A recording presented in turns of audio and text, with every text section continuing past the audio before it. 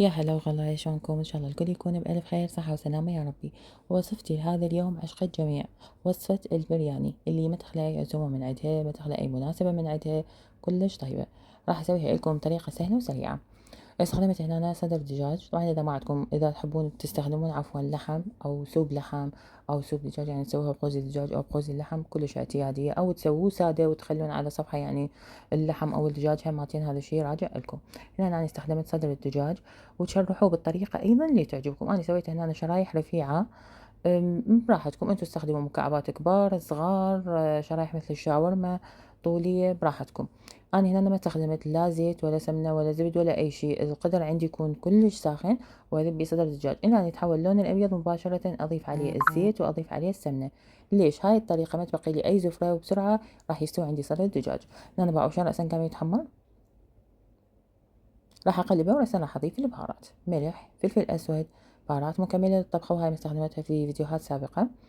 وعندي بهارات البرياني. بهارات البرياني أنا هاي حشوة عندي جاهزة من العطار. استخدموا أي حشوة أنتم معتمديها وأنتم تحبوها. وإذا ما مستخدمين فأني أوريدي راح أترك لكم صندوق الوصف خلطة البرياني، لكن أنتم تزيدون وتنقصون بها على حسب النكهات اللي أنتم تحبوها. هنا أنا حبيت أشوفكم صدر الدجاج هنا شلون مستوي وذايب.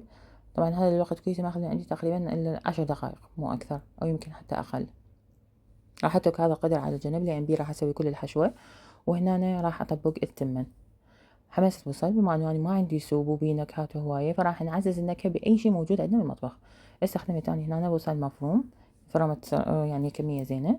راح اضيف التمن مغسول كان منقوع. حطيت هنا دارسين، انا احب البرياني دارسين. كل شوية ازيد كمية الدارسين، نكهته وريحته كلش طيبة. حطيت وياه هيل مطحون، وشوية هي تقريبا ملعقة شاي من السبع البهارات، والملح اكيد. هنا نهاية براحتكم، تحبون تخلوها تحبون لا تخلوها حسب الرغبة. حطيت نكهة تمن عنبر، إذا تستخدمون تمن عنبر فما يحتاج. أنا هنا كون استخدمت تمن بسمتينة حبيت تكون حبة طويلة ومفلفلة، فحطيت لها نكهة التمن العنبر. وراح أتركه على جنب يستوي براحته. أنا حبيت أشوفكم شلون التمن ما شاء الله ريحة، واللون مالته يعني فد شي كلش متوازن. وضروري ضروري يكون الرز مفلفل بهالطريقة.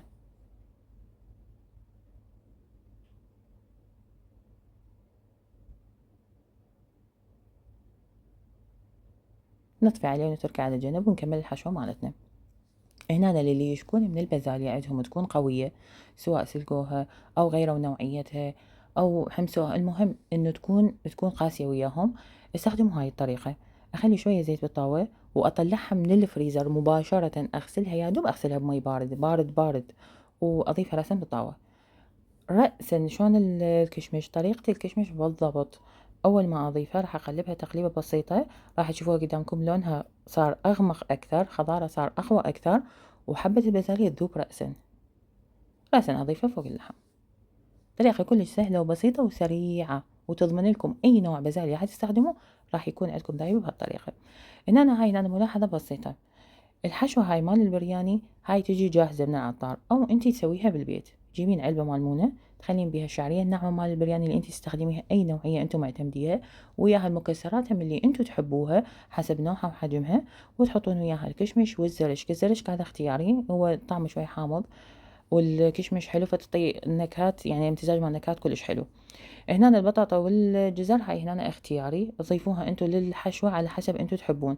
بس هاي الحشوة الرئيسية اللي هي الشعرية، الكشمش، الزرشك، المكسرات، هاي شغلة كلش ضرورية. يعني برياني قوزي تكون جاهزة عندكم، حتى لما تكونين انتي مستعجلة مباشرة تطلعين الكمية اللي انتي تريديها من العلبة وتحمسيها وبس انتهت.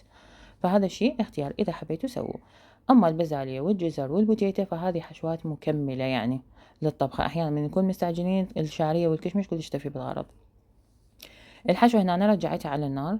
اللي راح أضيف عليها هيل، وأيضا دارسين، وشوية من حشوة البرياني، وملحها شوية ملح. إذا أنتم هنا منتبهين نهائيا ما استخدمت ماجي أبدا، أحاول قدر الإمكان أقلل من ملح الصوديوم. البهارات المكملة للطبخة تنطي نكهة كلش طيبة، حشوة البرياني تنطي نكهة كلش طيبة، الهيل والدارسين هاي كلها مطيبات، حيل حيل تنطي نكهات طيبة. هنا أنا قلبتها على النار، ما أحمسها مرة ثانية وأخليها تستوي لأن كل شي عندي مستوي وجاهز. مجرد بس امتزاج الماء للبهارات، والبهارات أنا ما أحب أحمسها هواية لأن نكهتها تتغير وريحتها تصير كلش قوية وطاغية على الطبخة. هنا الحشوة عندي صارت جاهزة طفيتها، والتمن عندي أنا جاهز. هنا طريقة التقديم اختياري، أما تصبون التمن يعني سادة نفس ما هو وتغلفوه بالحشوة، وأني ما أحب هيك صراحة، لأن ما راح يكون فرق بينه وبين التاجينة هواية.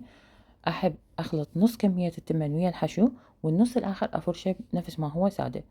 إذا تحبوها سووا هيك، ما تحبون اخلطوا كل التمن ويا الحشوة مثل التمن البرياني اللي احنا نعرفه واللي متعودين عليه. هاي الوجبة مال البرياني سهلة سريعة ومنقذة صراحة، سواء كان عندك لحم ما عندك، دجاج يعني جاهز عندك أو ماكو، تجين تجيبين دجاج مشوي ومجرد إنه بس تسوين التمن تجهزي أنتي بالبيت هو الحشوة. يعني ينفع بهواية طرق ومنقذ بكل وقت، والريحة ما أسولف لكم.